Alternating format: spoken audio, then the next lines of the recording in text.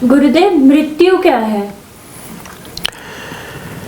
मृत्यु जीवन का परम सत्य है और मृत्यु एक ऐसी भविष्यवाणी है जो सभी के जीवन पर फलित होनी है। मृत्यु इस जीवन का शाश्वत सत्य है। कुछ जीवन में हो या ना हो, लेकिन जैसे ही जीवन जन्म लेता है उसी के साथ मृत्यु भी निश्चित हो जाती है। जो जन्मा ही नहीं वो मरेगा कैसे? जो पैदा ही नहीं है वो नपैद कैसे होगा? तो जीवन के साथ ही मृत्यु की छाया जुड़ी है। लेकिन मृत्यु है वो सारे कृत्य जो संस्कार विहीन है। मृत्यु है वो जो जीवन में उद्देश्य परक नहीं है। मृत्यु है वो जो जीवन में सनातनता से भरी नहीं है। मृत्यु है वो जो जीवन में श्रेष्ठ था और करने से चूक गए। हमारे परिवारों में, हमारे अपने स्वयं के जीवन में हम अपने नाना के पिताजी का नाम प्राय बहुत सारे लोग नहीं बता पाएंगे। हमारे अपने जीवन में, हमारे अपने समाज में अपने दादाजी के दादाजी का या दादाजी के पिताजी का नाम भी लोग नहीं बता पाएंगे।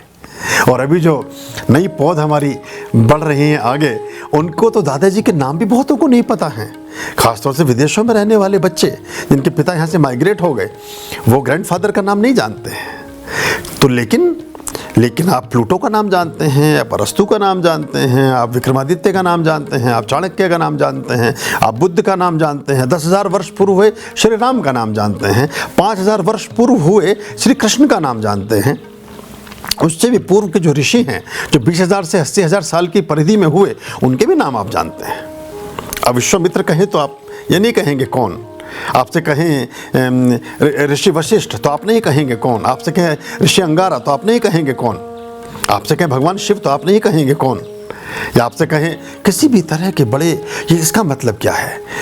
मृत्यु होती है आकार की, अकार्य की, निरुद्देश्य जीवन की मृत्यु है। वासनामय जीवन की मृत्यु है। विकारमय जीवन की मृत्यु है। संशयपूर्ण जीवन की मृत्यु है। सभी तरह के गलत कृत्यों में संलग्न जीवन की मृत्यु है। लेकिन तुलसीदास अमर है, कबीर अमर है, रैदास अमर है, मीरा अमर है, महाराणा प्रताप अमर है, शिवाजी अमर है, पौरस अमर है, चंद्रगुप्त अमर है, विक्रमादित्य अमर हैं, कालिदास अमर हैं, सब अमर हैं। तो अमर वो क्यों हैं? उनके कृत्य अमर हैं, उनके काम अमर हैं। कबीर कहते हैं, चलत कित टेढ़ो टेढ़ो रे, चलत कित टेढ़ो टेढ़ो रे, तू दुर्गंध को बेड़ो रे। यानी जो जीवन का संताप है, जीवन का दुख है, जीवन में विषाद है, वो सब दुर्गंध है।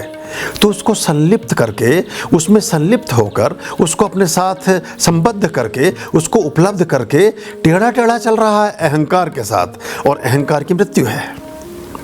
तो यानी कि जो जीवन में करने जैसा नहीं, उसकी मृत्यु है, और जो जीवन में करने जैसा है उसकी कोई मृत्यु नहीं है। भगवान श्री कृष्ण के मुखार विंध्य से झरी हुई गीता, भगवान श्री कृष्ण की छाया में बैठा हुआ अर्जुन, और उनकी छाया में परिपोषित समस्त पांडव, और वो समस्त कृत्य जो धर्म की दिशा में किए गए, जो धर्म की प्रतिष्ठा के लिए किए गए, सब अमर हैं।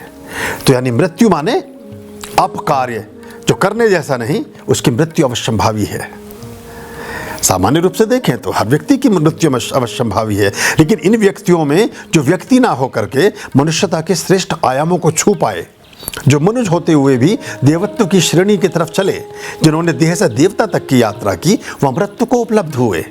चाहे वो सम्राट हों, चाहे वो ऋषि हों, चाहे वो आध्यात्मिक गुरु हों, चाहे वो सामाजिक सरोकारों से जुड़े लोग हों, चाहे वैज्ञानिक हों, चाहे इन्वेंटर्स, कुछ भी जिसने अपने जीवन में अपने जीवन के सामान्य उपभोगों को पृथक रखते हुए, एक साथ अलग रखते हुए, अपने जीवन के श्रेष्ठ संकल्पों को अंगीकार किया, जीवन की श्रेष्ठता को अपने जीवन के कर्तव्य पथ का मुख्य बिंदु निश्चित किया, वो सब अमर हो गए।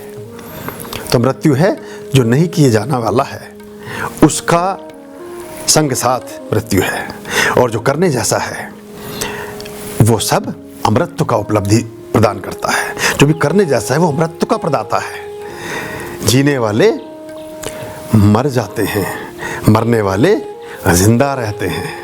जो मरे हैं अपने नियमों के लिए, जो मरे हैं अपने श्रेष्ठ संस्कारों के लिए, वो सब अमर हैं। वो चाहे ऋषि दयानंद हों, चाहे रामानुजन हों, चाहे वो रामकृष्ण परमहंस हों, चाहे स्वामी विवेकानंद हों, चाहे स्वामी राम तीर्थ हों, कोई बहुत लंबी सूची, बहुत लंबी श्रृंखला है, चाहे महर्षि अरविंद हों, वो सब अमर हो गए क्योंकि उनके संकल्प अमरत्व के बीज के साथ थे।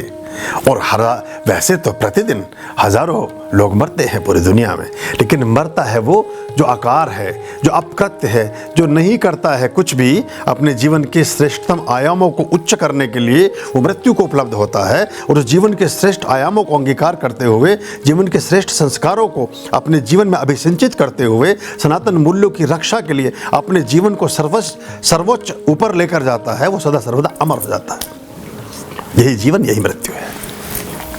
तो मरता है वो जो जीवन में चुन लेता है ऐसे पथ को जो ना करने जैसा है, जो निंदित है, जो श्रेष्ठता से विरक्त है।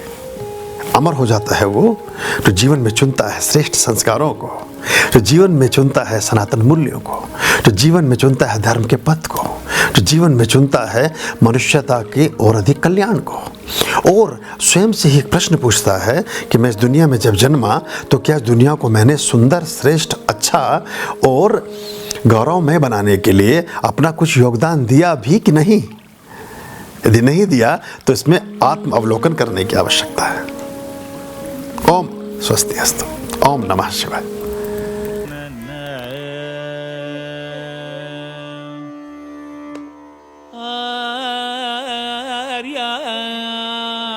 अभयां